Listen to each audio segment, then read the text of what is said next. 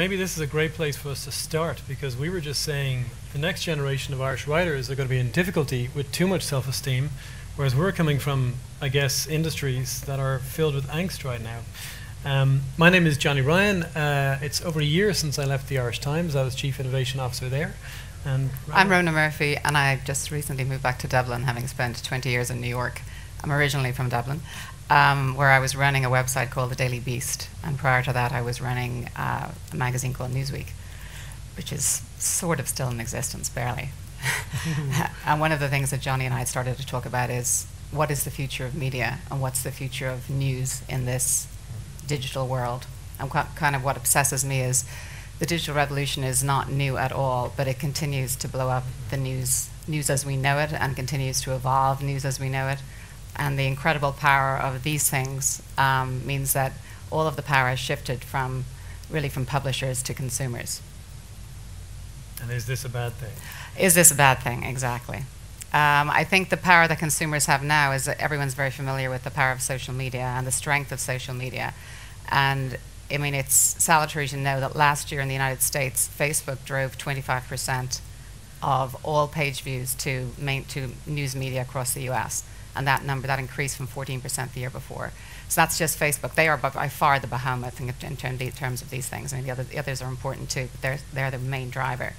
But this does put power in the hands of the consumers versus what used to be considered to be the elitist media. Media has definitely lost any of that control. And it's obviously a massive challenge for publishers, particularly legacy publishers in both print and broadcast. And for the future of journalists, where do journalists go? Is this a great time for innovation?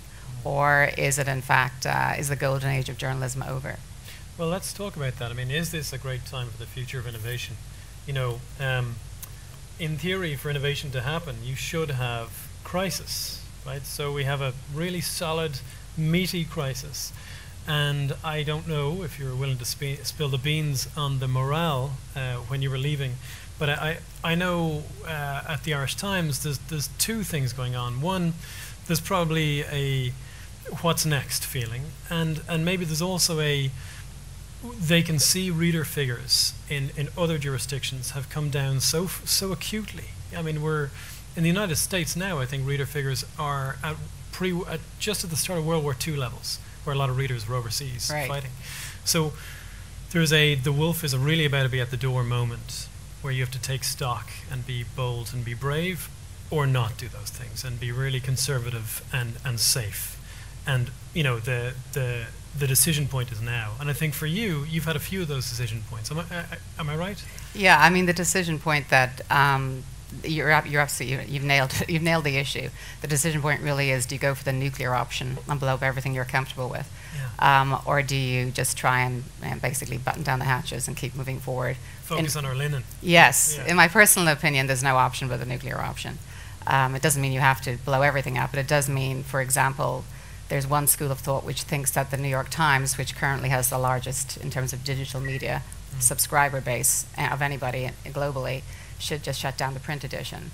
Obviously, the fear of that is the giant revenues that still come from the print edition, and this is something shared by all print media. But the costs are also associated with that edition. So if you really want to be a digital-first company, whether you're a broadcast company or a print company, should you just shut down your mainstream operations and recognize that digital is the future? So if you're going to focus on it, just get over it and do it now. Do what some of the tech companies had to do in the past when they started making different things to what they made before because they were being overtaken by the Japanese in the 70s and 80s or whatever. And I don't have a perfect answer. At the Daily Beast, we did a merger. When we merged with Newsweek, I came from the Newsweek side, and it was a complete disaster, just two totally different DNAs.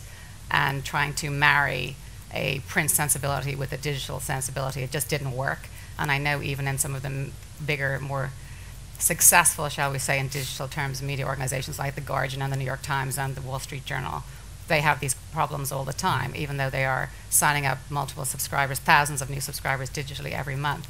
There's still an obsession at what goes on the front page of the newspaper. And that tends to dictate what their strategies are. So, but I wonder, I mean, we're talking about the medium, the thing that the words get sent to you on, or the pictures get sent to you on. I don't know if the medium's a big problem. You know, if we were talking about a totally different industry with two different silos of creative people who were just used to doing things in slightly different ways, It wouldn't be that one's print and one's digital. And I say this because you look at certain publications like Monocle. I wouldn't be a reader, but I admire that they've managed to make a business out of it. It's a print magazine that started up at exactly the time where print media was, print periodicals were going down. So there may be life in print, but the problem is, from my take, in organizations where people just can't figure out how to get aligned and how to get agile. It's a cultural thing. Right. Yeah, and you're absolutely right. And I mean, if you consider about these things that these yolks, right now, more than 50% of people in the developed world are consuming their news on smartphones, and that's even higher in the developing world. It will probably be 90% within 5 years. So I think things like print I think they'll always be in existence, but they'll become more and more of a luxury item. So the challenge for publishers really is, how do you marry the two sides? How do you really think about people who are only ever going to read on this or consume on this ever, or something that looks like this? And then how do you also keep your core audiences, your long-term loyal readers happy? And also maybe as a kind of a novelty value, people who want something luxurious to either read onto a television screen or a computer screen, because this has sort of jumped over the whole computer screen, the laptop at your desk, the PC at your desk, or in a print version. So it really comes down to culture and recognizing consumers have the power, and how do you tap into those consumers without losing the most core thing, which is how do you, losing real reporting acumen. Who's going to pay for that? Because the big problem is, right now, no one knows how to make money when news is just consumed on this, because it's all driven by both subscribers and advertisers, but they're not willing to pay the kind of money they would have paid when media was more elitist. And there's this sense that consumers being in charge through these things, these terrible things. It's such a pity Intel was messing around with all these, making everything smaller. If you just left it as grains of sand, we wouldn't be having this conversation. So, people could go to that car in the car park and use that as their phone and read the paper there. With that being the case, what was it, 2006 or 2007, Time magazine put a picture for their person of the year, and they were excoriated because the picture was a kind of a knockoff of YouTube, and it said, you're the person of the year. I remember the fallout. People thought the editors at Time were getting lazy, but actually they were getting smart. And here's the concern. Oh, the yellow card. We're only 7 minutes and 40 seconds. Sorry, I'll switch that off. We'll go with your cards. So the question in my mind is, if the consumer is increasingly in charge, and the consumer is increasingly in charge, we're raised thinking that that's a good thing. But actually, when it comes to media, to news media that has to break stories, that has to inform you, that has to have a purpose and shape your world for you, so that you are a better citizen, more capable. Do you want your peers determining what goes on the front page? Are we giving away too much power because the reader is king? Yeah, but that is a fascinating question, but I think that the horse has already bolted. Yeah. And in terms of really hard news and investigative reporting, I actually think the future of that may lie in philanthropy, because nobody has yet innovated a business model which in the current digital world that we're in, and the kind of almost like the crisis we're in the news industry in terms of how you make money, that will warrant hiring dozens of reporters to investigate really hard news stories. And very few news organizations can afford to do it anymore. In fact, almost none of them can afford to do it. Some of them are still doing it. So what's probably going to happen, like Jeff Bezos buying the Washington Post, like the international groups of journalists, there's a group in Washington, D.C., for example, who were at the basis of breaking that HSBC tax story a few months ago that appeared in the Irish Times and The Guardian, many other leading publications around the world. Those reporters did the local in-country reporting, but the data cleaning and the actual basis, the leak for that story came out of a think tank in DC, which is funded by philanthropy. And I think that may be the model for really hard news journalism, unless consumers themselves start to innovate and there is some kind of pushback to just reading what your friends send you on a social media site. And you don't pick your friends wisely. You always go for the clickbait. This is the problem.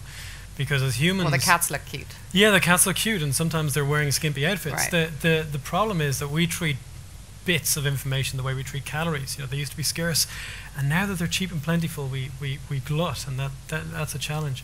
Just on the philanthropy thing, one of the things when I was at the Times that I was involved in was setting up a multi-million euro big data program for the newsroom.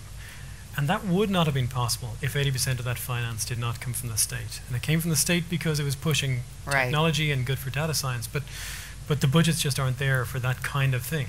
You know, someone has to come in and make that happen.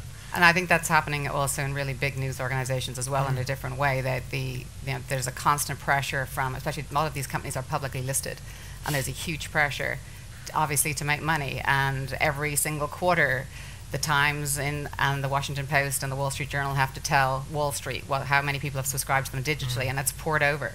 And if it stalls, which it has recently, it's like the end of news story is all brought out again.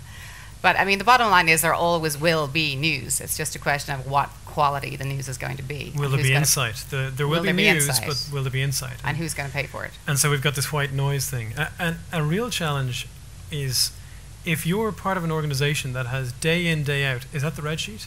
No? If you're part of an organization that is day in, day out doing the same thing you did yesterday, right?